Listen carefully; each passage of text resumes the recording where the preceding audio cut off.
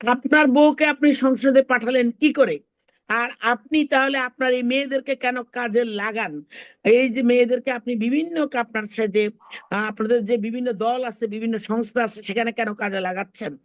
আর আপনি কি করে খালেদা জিয়ার নেতৃত্বে 2001 থেকে 2006-তে তার নেতৃত্ব মেনে নিয়েছেন? দর্শক, আপনারা জানেন যে জামাতের আমিরের এক্স হ্যান্ডেলে একটা পোস্ট দিয়েছেন। সেই পোস্টকে কেন্দ্র করে সারা দেশের নারী সমাজ খুবই বিক্ষুব্ধ হয়েছে। খুবই স্বাভাবিক ব্যাপার, এমন একটা পোস্ট দিলে তো সবাই বিক্ষুব্ধ হবেই। আহ, তো এই জামায়াতের আমিরের এই পোস্ট, যদিও তিনি অস্বীকার করেছেন, যে বলছেন যে তার এক্স হ্যান্ডেলটি হ্যাক হয়েছে, সেখান থেকেই এই পোস্টটি হয়েছে এমন কথা তিনি বলছেন। কিন্তু মানুষের মনে যে সন্দেহ, সেটা হলো যে জামায়াতের আমিরের এই পোস্ট এবং কয়েকদিন আগেই বরগুনার জামাত নেতার ডাকসুকে কেন্দ্র করে একটি বিতর্কিত কুরুচিপূর্ণ মন্তব্য করেছেন, এই মিলে আসলে মানুষের মনে সন্দেহ জেগেছে যে জামাত আসলে নারীকে কিভাবে দেখে। এবং কয়েকদিনের পরম্পরার ঘটনা নিয়েই আজকে আমরা কথা বলবো। আমাদের সঙ্গে যুক্ত হয়েছেন ঢাকা বিশ্ববিদ্যালয়ের প্রাক্তন ছাত্রী, এবং বর্তমানে তিনি একটি বেসরকারি বিশ্ববিদ্যালয়ে শিক্ষকতা করছেন, ডক্টর ফেরদৌসী বেগম। ডক্টর ফেরদৌসী বেগম, আপনাকে স্বাগত জানাই। যে আপনি এই জামাতের আমিরের যে পোস্ট এবং বরগুনার জামাত নেতা, এই দুইটার মধ্যে কোনো যোগসাজশ পান কিনা, বা এই দুইজনের বিষয়ে আপনার আপনি কি বলবেন? সবচেয়ে বড় কথা হলো, আজকে স্বাধীনতা 54 বছর পরে এসে জামাতের মতো একটা দল সম্পর্কে আমাকে কথা বলতে হবে, এটা আমার জন্য লজ্জাজনক। কারণ 71-এ তাদের যে ভূমিকা, তাদের এই দেশে অস্তিত্ব থাকা কথা ছিল না। কিন্তু যে যে করে হোক, আমাদের পলিটিক্যাল মানুষের, আমাদের রাজনৈতিক নেতাদের অদূরদর্শিতা, আমি বলবো অদূরদর্শিতার কারণে আমাদের 2 লাখ মা বোনের ইজ্জত হরণকারী, আমাদের 30 লক্ষ শহীদের রক্তে বিনিময়ে স্বাধীনতা পাওয়ার, এবং জামাত ছিল তাদের এই এই পাকিস্তান দোসরদের কোলাবোরেটর। কারণ আমার বাড়িতে যখন আগুন দেয়, আমার চাচাকে যখন ধরে নিয়ে যায়, আমার বাড়িতে যখন মুক্তিযোদ্ধাদের খাওয়ানো হয়, একদম প্রত্যন্ত গ্রাম অঞ্চলে, সেটা তো পাকিস্তানি আর জানতো না, এটা জামাত শিবির ধরিয়ে দিয়েছে, তাই না? তো হুম, সেই হুম। জামায়াত সম্বন্ধে আজকে আমি 54 বছর পরে এসে ঢাকা বিশ্ববিদ্যালয়ের একজন ছাত্রী হয়ে কথা বলবো, এবং সমাজের একজন সচেতন নারী হিসেবে আমার আমার জন্য এটাই অত্যন্ত লজ্জাজনক। তবু বলছি, আমরা জামাতের অনেক কুরুচিপূর্ণ কথা এর আগে শুনেছি। বরগুনার ব্যাপারে আমরা সেদিন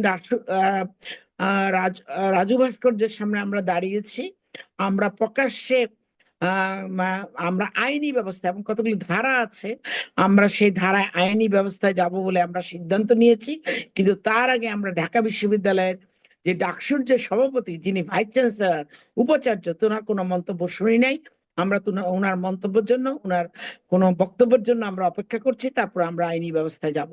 এটা হলো আমাদের 1 নম্বর। আর গত পরশুদিন উনি হ্যাক হয়ে যাওয়া, যে তথাকথিত হ্যাক হয়ে যাওয়া, যেটা অনেক বিশ্লেষণ করে দেখা গেছে যে এটা হ্যাক হয়নি, এটা আসলে উনি বলেছেন। এখন এটা বিজ্ঞ লোকেরা বলতে পারবেন যে এটা হ্যাক হয়নি, এটা অনেক বলেছেন।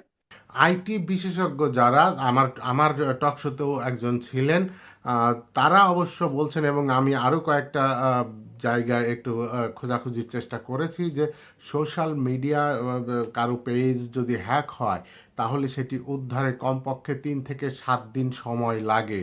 এরকম একটা প্রসিডিওরের কথা অনেকেই বলছেন, যারা আইটি বিশেষজ্ঞ তারাই বলছেন।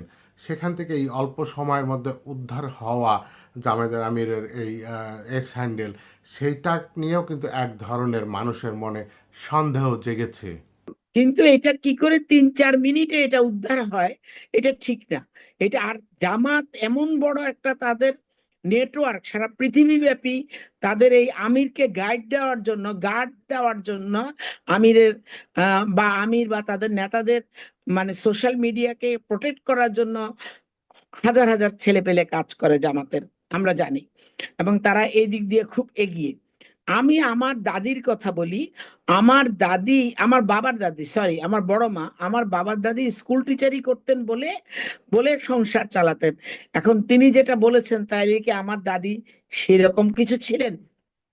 আমি আমি আমার সংসার, আমার লেখাপড়া, আমার 2 ছেলেকে মানুষ করা থেকে সবকিছু আমি নিজে করেছি, সততার সঙ্গে করেছি, পরিশ্রমের সঙ্গে করেছি।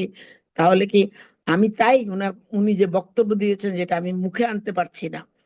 তারপরে ধরুন আপনি গার্মেন্টস এর যে 25 লক্ষ মেয়ে কাজ করে, তারা কি চাই? তারা যদি তাদের সংসার না দেখতো, আজকে বাংলাদেশের অর্থনীতি কোথায় গিয়ে দাঁড়াতো এইসব মেয়েদের?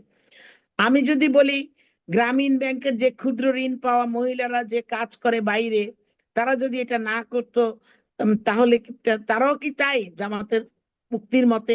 আমাদের দেশের নারীরা খুবই পরিশ্রমী।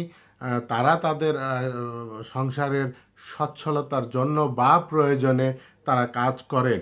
সচ্ছলতা না, প্রয়োজন।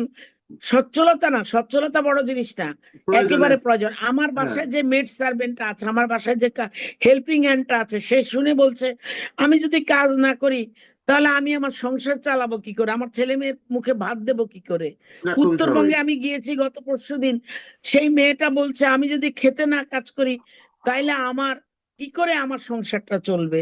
তো এরকম অবস্থায় এই ধরনের একটা কথা বলা মেয়েদেরকে, যে মায়েরা কষ্ট করে সংসার চালিয়ে বাইরে গিয়ে যেভাবে হোক তারা সংসার চালায়, তারা তাদের সংসারকে দেখে, ছেলে মেয়ে দেখে, তাদের জন্য এই ধরনের কুরুচিপূর্ণ কথা বলা, এটা আইনি ভাবে এটা মানবাধিকার লঙ্ঘন। এটা আর আমাদের যেখানে 51% মেয়ে। আর সবচেয়ে বড় কথা, জামাতের আমিরের ওয়াইফ তো সংসদ সদস্য ছিলেন 91 থেকে এক্স্যাক্টলি, 96 আমি ওই সালে, কথাটাই এবং বলতে তিনি চাচ্ছিলাম যে ডাক্তারি করেন। তাহলে কি উনি উনার স্ত্রীকেও কি তাই বুঝেন? উনার স্ত্রীও কি তাই যে কথা উনি বলেছেন? উনার স্ত্রীও কি তাই, বা বরগুনের যে বলেছেন সবাই কি তাই? তাহলে তারাও তাই। উনি যদি সেটা স্বীকার করেন যে তার স্ত্রীও তাই, তাহলে আমাদের কিছু বলার নাই। কারণ আর জামাতের যেসব মহিলারা বাইরে কাজ করছেন তারাও কি তাই?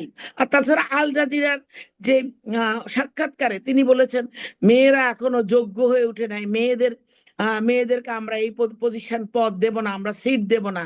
শীর্ষ তাহলে যদি না নেতৃত্বের বিষয় দেন, বলেছে। হ্যাঁ, মেয়েদের যদি না দেন, আপনার বউকে আপনি সংসদে পাঠালেন কি করে? আর আপনি তাহলে আপনার এই মেয়েদেরকে কেন কাজে লাগান? এই যে মেয়েদেরকে আপনি বিভিন্ন আপনার সাথে আপনাদের যে বিভিন্ন দল আছে, বিভিন্ন সংস্থা আছে, সেখানে কেন কাজে লাগাচ্ছেন? আর আপনি কি করে খালেদা জিয়ার নেতৃত্বে 2001 থেকে 2006-তে তার নেতৃত্ব মেনে নিয়েছেন? তা আপনি এক মুখে 2 রকম কথা, এই মুনাফেকি। জামাত আসলে একটা মুনাফেকি দল, যখন যেটা সুবিধা পায় তখন সেটা বলে এবং সাথে সাথে সেটা অস্বীকার করে। আমাদের সময় এসেছে 71-এ জামাতকে আমরা যে জবাবটা দিতে পারিনি, আমরা 72-এ এসে জামাতকে সে জবাবটা দিতে পারিনি, সেটা আমরা এখন জামাতকে জরুরি ভাবে সে জবাবটা দিতে হবে। 51% ওয়ার্কফোর্স। আমাদের নবী করিম বলেছেন যে হাত দোলনা দোলায় সে হাত বিশ্ব শাসন করে। তার মানে কি? যে মা দোলনা দোলায় সেই মায়ের ছেলেরাই তো আজকে জামাতের আমিরও তো তার ছেলে, একজন মায়ের ছেলে। জামাতের আমির কি করে এত বড় কথাটা বলতে পারে? আমি তার শুধু ক্ষমা না, তার বিরুদ্ধে সরকারকে এবং 51% নারীকে যে অপমান করেছে তার বিরুদ্ধে আমি আইনগত ব্যবস্থার মানে জানাচ্ছি, দাবি জানাচ্ছি। এবং আমরা ভোটের পরে আমরা এর আইনগত ব্যবস্থা নেব। আমাদের এটা আমরা আমরা প্রতিজ্ঞাবদ্ধ, আমরা এটা নেব।